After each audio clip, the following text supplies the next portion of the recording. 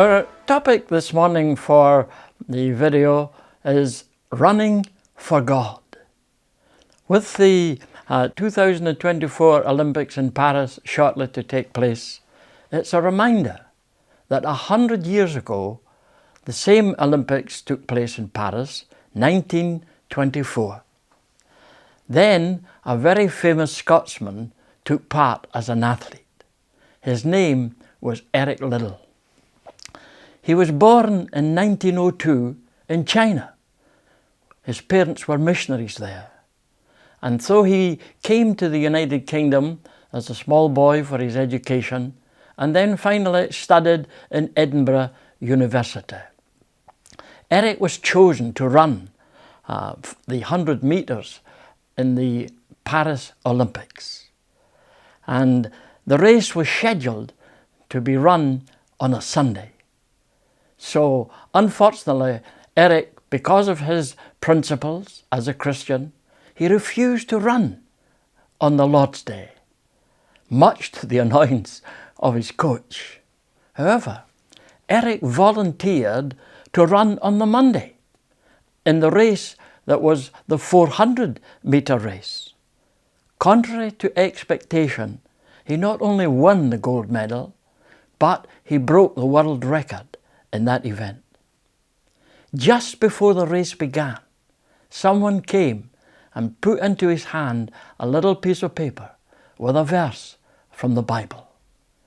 And as he was about to commence his race, he read these words: "He that honours me, I will honour," taken from 1 Samuel 2:30. Actually, in the Bible, there are a number of athletes involved in running. For example, Jacob ran from his brother, Genesis 27. Joseph ran from temptation in Genesis 37. Elijah ran from Jezebel, 1 Kings 19. Jonah ran from God. John Mark ran from missionary service, Acts 13. Onesimus, he ran from his master. In this video, I want to focus and consider the experience of Jonah, who ran from God. So let's take a moment to read from the little book of Jonah, chapter 1, verses 1 to 3 and 7 to 10. The Lord gave this message to Jonah, son of Amittai: "Get up and go to the great city of Nineveh. Announce my judgment against it, because I have seen how wicked its people are." But Jonah got up, went in the opposite direction to get away from the Lord. He went down to the port of Joppa, where he found a ship leaving for Tarshish. He bought a ticket, went on board, hoping to escape from the Lord by sailing to Tarshish. Now to verse 7. Then the crew cast lots to see which of them had offended the gods and that had caused this terrible storm. When they did this, the lots identified Jonah as the culprit. "Why has this awful storm come down upon us?" they demanded. "Who are you? What is your line of work? What country are you from? What is your nationality?" Jonah answered, "I am a Hebrew. I worship the Lord, the God of heaven, who made the sea and the land." The sailors were terrified when they heard this, for he had already told them he was running away from the Lord. "Oh, why did you do it?" they groaned. Jonah received a call from God for missionary service. God wanted him to go to the unreached people of Assyria, to the capital city of Nineveh, but he chose to go in the opposite direction. So in this message, I want to make 3 simple little points. I want to speak about the choice of running for God. Secondly, the consequences of running from God. And thirdly, the cost of running with God. So let's consider the first point, the choice of running for God.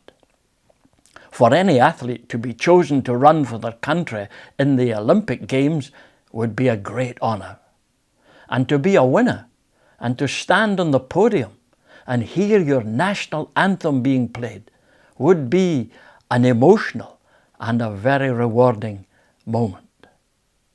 But what an honor for us as believers to be chosen and called by God to run for Him, to identify ourselves with Jesus, our captain, and to be part of His team. God called Jonah to missionary service in a very different part of the world, the wicked and evil capital city of Assyria, because there was great enmity and great hostility between Jews and Assyrians. Perhaps because of racial discrimination, Jonah said no to the call of God. And this is a reminder that God has given to each one of us a free will. We can choose to obey or disobey the call of God. There may well be a struggle in our hearts when God calls us to a different part of the world. I reflect back over 50 years, 1974. God called my wife Kathy and me to serve Him full-time in Christian ministry, to leave our secular employment and to live by faith. We chose to obey that call, and on reflection, we feel so honored and humbled to have been privileged to serve the Lord in ministry over all these years in many different parts of the world, from India to Africa to Malaysia and to Korea and so on. I say this to each one listening. Don't find yourself nearing the end of your life regretting the choice you made when God called you. You must live with the choices that you make. The choice of running for God is our first point. Secondly, the consequences of running from God. Jonah, he set off to go west, hoping to escape from God. He bought a ticket, he boarded a ship for Spain, but soon the ship was caught in the mouth of a storm.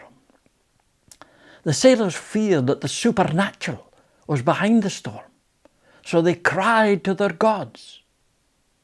They had a system on board to discern who had offended their God, and the lot fell to Jonah. He gave an honest answer to their questions. Who are you? What is your line of work? What is your nationality, etc.? Jonah said, I am a Jew. I worship Jehovah, the God of heaven, who made the sea and the land. I am running away from God. There was panic now among the sailors as they considered what they could do to get through the storm. Jonah came up with a solution. He offered himself as a sacrifice. These were personal and powerful words when he said, take me up and cast me into the sea.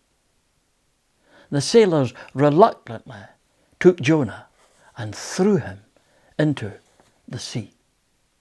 What thoughts went through his mind, I wonder, when he was going through the air and hitting and splashing into the water? There are always consequences involved in disobedience. May God help us to take the warning seriously. Thirdly, the cost of running with God. Chapter 2 of the book of Jonah is an amazing chapter. God is with Jonah in this marathon race as he travels by sea and by land.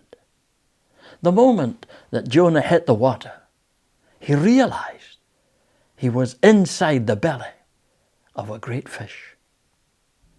He also realized he was still alive and ready to develop his prayer life. He had 3 days of fasting and praying in the darkness in the inside of this great fish. But there he sensed the presence of God. He made vows and promises to God if only he could be delivered. In my reflections on this experience of Jonah, our most desperate prayers are often when we're in a dark place. Of course, Jonah was delivered by the fish onto dry land. The Lord gave him a second chance and spoke to him a second time. How gracious God is, often giving us a second chance. This time, Jonah was prepared to obey God's call.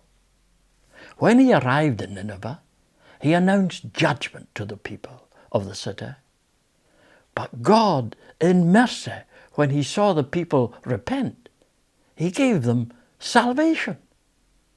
Jonah found it so hard to accept that his reputation as a prophet now lay in tatters. In Jeremiah chapter 12, the prophet there was complaining how hard it was to serve God.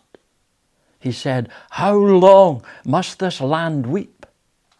The Lord replied, "If racing against mere men makes you tired, how will you race against horses?" Running with God is a costly business. When we think of the great missionary athlete called Paul, who said in 2 Timothy 4:7, "I have finished the race." Remember, Paul wrote these words from a Roman prison cell where he lost his freedom. He lost his friends. Ultimately, he lost his life. Running with God for the apostle was costly. In 1925, after the Paris Olympics, Eric Liddell went back to China, gave up his career as an athlete, and began to serve God as a missionary. And it was at great cost. As the war with Japan broke out in the 1940s, Eric's wife and family returned to Canada for their safety.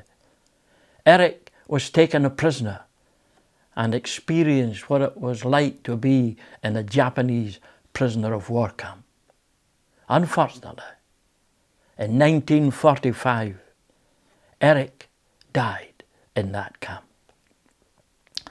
Looking at some of the things that Eric said, one of them he said on one occasion, "God made me with a purpose, and he made me fast." Eric Liddell realized the purpose that God had for him in his life. And like the Apostle Paul, he finished his race. May we run for the glory of God and finish the race well, whether it be a sprint or a marathon. Help us to run with God. Thank you for listening.